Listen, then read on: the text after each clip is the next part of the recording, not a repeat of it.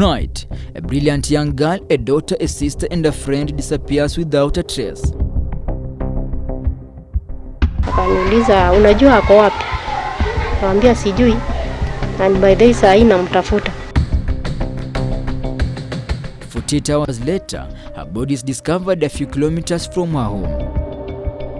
The body is wrapped in a sack and dumped in a nearby sewage stream.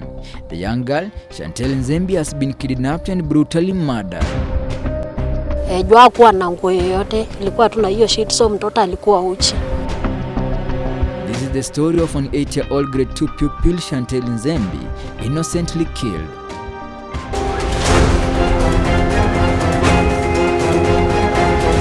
It was on a Saturday, the 29th of May 2021, when Shantel's mother left her home to her usual place of work, leaving the child in the company of others in the neighborhood. In the afternoon, when she returned home, her daughter wasn't there. Na nilipofika hapa sikumpata. At around 3 p.m., Christine Ngina, Shantel's mother, tells us that she arrived home only to find her daughter missing. She had no reason to be concerned, thinking that she could have been playing around with her friends. After almost 30 minutes in the house, the little angel didn't show up. The only thing that reminded her about her child was this tin that she had left her with some packed lunch, which Shantel had since taken. At this time, the mother had a reason to be worried, since Shantel would always quickly rush home on sensing her mother was back. Hours passed, the girl was still a no-show.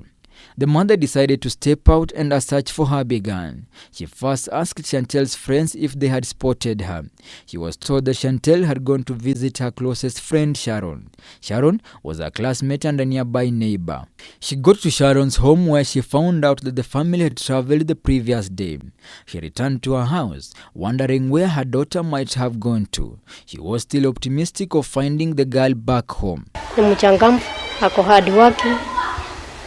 Anapenda watoto na alikuwa mwerevu pia shule.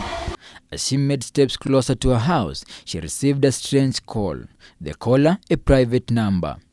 The person who called asked her if she was the mother to Sharon. The second caller asked her if she was the mother to Shantel. Nikirudi kwa nyumba, ndio nikapokea private call.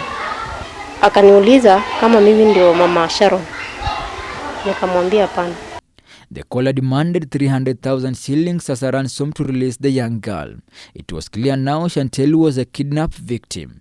But why was she kidnapped? Hours passed, the sun would go down and darkness set in. After getting the strange call, Christine slept, praying and asking herself many questions on what she could do to save her child. The kidnapper was still calling her in the middle of the night, asking for the money in order to let the girl go. Akaniambia, mimi nimekuambia mimi ndio niko naye na niko Kiambu County. Nikamuuliza amefika aje huko na nitampata aje.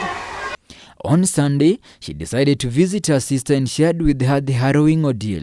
The two made a decision to report the matter at Kitengela police station. At the station, they shared all relevant information to help the authorities get the innocent girl alive. At this time, police had only one thing: to act fast and save the minor from torture and deaths. Unfortunately, the police told them they were unable to track down the caller at that time, since it was a weekend. Another excuse from them was that the Safaricom service provider was probably going to take time to give details of the phone and the caller. Sijui kama huyu mtoto katika ile harakati ya kurudi kutoka kwa kina Sharon hapo katikati, hatuwezi jua kilichotokea. Their hope hit a dead end at the station. After going back home, the kidnapper kept calling with more than 200 calls made by then. Christine says she had no other place to turn to after being let down at the police station. The police, however, promised to investigate the disappearance of Shantel following her countless pleas. But on Monday morning, nothing was forthcoming. The caller made the last and the most regrettable call, sadly. Monday ndio ilikuwa 2:47 ndio alinipigia call ya mwisho. Akaniuliza kama nimepata pesa. Nikamwambia wewe subiri, najaribu vile naweza, nitakutumia pesa zako unipe mtoto wangu. Akakata simu. From that hakunipigia tena, ndio masaa kichache kidogo mtoto akapatikana kama amekufa. For 2 days, the police searched for Shantel to no avail. Monday morning, they received information of a child's body which had been dumped within Kitengela at Orata area. They rushed to the scene. The body was collected and positively identified by the family as that of Shantel Nzembi. Huyu mtoto hakubaliangi strangers. Hata ukimkaribia kama hakujui, haezi akakukaribia. The mother of two was now mourning the death of her lastborn. Locals say Shantel's body was discovered by a donkey rider. It was wrapped, and when opened, it had serious injuries around her neck, thighs and her private parts. Blood was still oozing through her ears. Probably she was suffocated to death and her body dumped here half naked. Kitu tu iko ni hiyo damu yenye walimrepia, damu iko na iko kwa hiyo sheet yenye walimfunikia. Jua kuwa na nguo yoyote, ilikuwa tu na hiyo sheet, so mtoto alikuwa uchi. A case which began as a missing child, then a kidnapping incident, and now a homicide investigation. It is now up to the detectives to determine if at all the 8-year-old girl was murdered at this particular location, or the girl was murdered elsewhere, then her body dumped at this scene. Rattled, investigators now began the hunt for the killers. They had no time, as the public pressure mounted on them to unravel the mystery surrounding the kidnapping and the brutal murder of the innocent girl. Tujui alimkubali vipi huyu kidnapper. At Shantel's home, family and friends were flowing in to condole with them. On the other hand, the police pressed on. Hata kama ni mtu nilikosana na yeye ama nilimkosea, baba sijui. Naomba apate haki yake.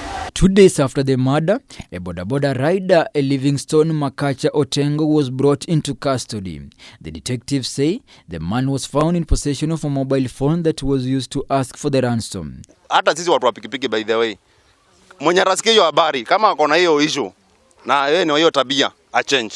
Usipo change sisi wenyewe tutakuchange. And today morning, another male suspect, Francis Mbudia Miku, was also arrested. Police said the SIM card that was used for communication had been registered with his name.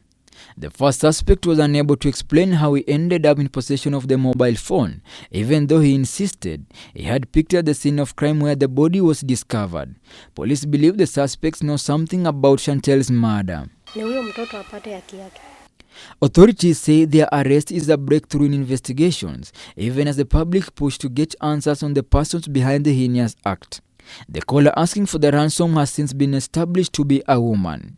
But who was she and where is she? Sources close to the investigation say police are hunting down the suspect and another middle-aged woman believed to have picked Shantel from their playground in Kitengela. Mtoto alifanywa mazingaombwe gani mpaka akamkubali mtu ambaye hamjui?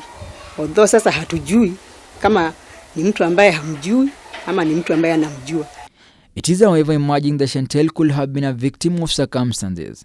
Sources allege that the target was Sharon, Shantel's best friend that we mentioned earlier, and a daughter to a police officer attached at Kitengela. The two live in the same neighborhood. The mother to the deceased at this point clearly remembers how the kidnappers asked if she was Sharon's mother. Is it true that this was a mistaken identity? Ile kitu utafanya unitafutie 300,000 ndio nikupe mtoto wako. Is there anything that the female police officer had done to expose her daughter as a potential target to pay as a prize? Investigators have a hard nut to crack. For now, the two suspects remain in custody even as Shantel's family await for the arrest of the key suspects and justice be served for the young, jovial and brilliant girl innocently killed, cutting short dreams that were being nurtured at Five Hills Academy. Shantel goes in the list of many young girls the country has lost through such horrific ordeals. Franklin Wala, K24 TV.